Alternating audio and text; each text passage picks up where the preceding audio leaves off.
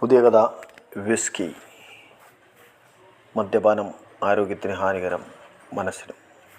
രാവിലെ ഉണർന്ന് ഞാൻ ചുറ്റും നോക്കി. തലേദിവസം ഇട്ട പാൻറ്റും ഷർട്ടും പൂർണ്ണമായും മാറിയിട്ടില്ല.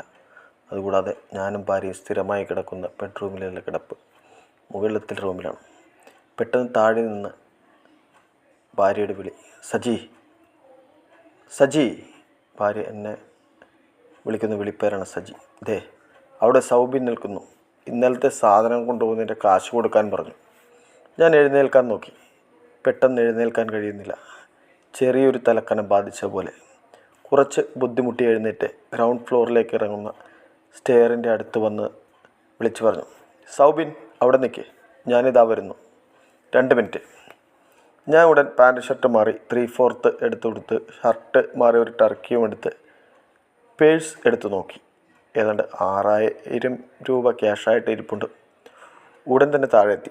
ചേട്ടാ, 2300 രൂപ നമ്മുടെ പന്തലുകാരന് കൊടുക്കാനുണ്ട്, സൗബിൻ പറഞ്ഞു. അഡ്വാൻസായി 8000 അയാൾ നേരത്തെ വാങ്ങിയിരുന്നു. അവനത് ഓർമ്മിപ്പിച്ചത് നന്നായി. ഞാനത് മറന്നുപോയിരുന്നു. ഉടൻ തന്നെ പേഴ്സ് തുറന്ന് 2300 രൂപ ക്യാഷ് ആയി എടുത്ത് സൗബിനെ ഏൽപ്പിച്ചു. ഇറങ്ങാൻ നേരം സൗബിൻ ഓർമ്മിപ്പിച്ചു, ചേട്ടാ പെട്ടെന്ന് റെഡിയായി വരണേ. കസേരയുടെയും മേശയുടെയും കാശ് കൊടുത്തിട്ടില്ല. കൂടാതെ കസേരയും മേശയും ഓട്ടോക്കാരനെ വിളിച്ച് കൊടുത്തു വിടുകയും ചെയ്യണം. എടാ, ഞാൻ ഒരു 10 മിനിറ്റിനകം വരാം എന്ന് സൗബിനോട് പറഞ്ഞുകൊണ്ട് ഞാൻ ബാത്റൂമിലേക്ക് നടന്നു. പെട്ടെന്ന് ഓർത്തു, മുകളിലത്തെ ബാത്റൂം ഒന്ന് പരിശോധിച്ചേക്കാം. ഞാനെങ്ങാനും അതിൽ വൊമിറ്റ് ചെയ്തിട്ടുണ്ടെങ്കിലോ? ഞാൻ താഴത്തെ ബാത്റൂമിൽ കയറാതെ മുകളിലേക്ക് നടന്നു. മുകളിലത്തെ ബാത്റൂം പരിശോധിച്ചു. ഇല്ല, വൊമിറ്റ് ചെയ്തിട്ടില്ല, ആത്മഹത്യം പറഞ്ഞു. പിന്നെ ഞാനിതിൽ കൂടുതലായൊന്നും കുടിച്ചതായി ഓർമ്മയില്ല. ഞാൻ ഉറപ്പിച്ചു, ഞാൻ കൂടുതൽ കുടിച്ചിട്ടില്ല. പിന്നെ എന്താവും ഇന്നലെ സംഭവിച്ചത്? ഞാൻ എപ്പോഴാവും വീട്ടിൽ വന്നത്? ഞാൻ ബാത്റൂമിൽ ഷവറിന് താഴെ നിന്ന് ആലോചിച്ചു. എനിക്കൊന്നും മനസ്സിലായില്ല. താഴെ അടുക്കളയിൽ നിന്ന് ഭാര്യയുടെ ശകാരം കേൾക്കാം. കുടിക്കണമെങ്കിൽ വീട്ടിൽ ഇരുന്ന് കുടിച്ചാൽ പോരെ? ഇത് റെസിഡൻസ് അസോസിയേഷൻകാരെ മുഴുവൻ അറിയിച്ചിരിക്കുന്നു. സിസിലിയും ഡാനിയും സെക്രട്ടറി അടുത്ത് പോയി പരാതി പറഞ്ഞിരിക്കുന്നു.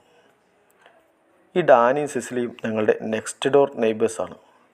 ഡാനി ഷിപ്പിലാണ് വർക്ക് ചെയ്യുന്നത്. ന്യൂ ഇയർ ആഘോഷിക്കാൻ നാട്ടിലെത്തിയതാണ്. ഇന്നലെ റെസിഡൻസ് അസോസിയേഷൻ്റെ നാടകം രാഘവേട്ടൻ്റെ സ്വപ്നസർഗം ഞാൻ എഴുതി സംവിധാനം ചെയ്തതാണ്.